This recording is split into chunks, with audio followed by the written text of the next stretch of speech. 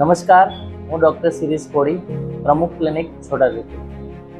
શું તમે પણ પાન મસાલા ગુટકા તમાકુ ખાવ છો? શું તમારું મોઢું પણ ધીરે ધીરે બંધ થઈ રહ્યું છે? શું તમારા હાથની 3 આંગળી મોઢામાં પૂરેપૂરી નથી જતી? તો આને OSMF કહી શકાય.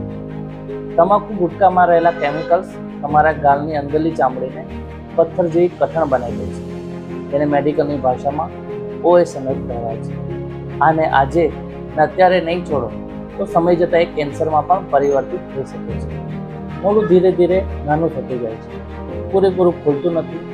આપણને બ્રશ કરતી વખતે, જમતી વખતે તકલીફ અનુભવાય છે. ક્યારેક મરચું, સાધારણ મસાલેદાર ખોરાક પણ આપણને અસહ્ય બળતરા કરે છે.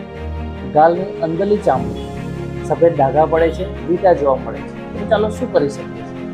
સૌથી પહેલાં આજે અને અત્યારે જ વ્યસન છોડી દો. વ્યસન નહીં છોડો તો કોઈ પણ પ્રકારની દવા કામ લાગવાની નથી. આ વસ્તુને આપણે અમુક ચોક્કસ પ્રકારની એક્સરસાઇઝ દ્વારા, વિટામિનની દવાઓ દ્વારા આપણી ચામડીને ફરીથી નોર્મલ, નરમ બનાવી શકીએ છીએ. જેની માટે તમે અમારો સંપર્ક કરી શકો છો.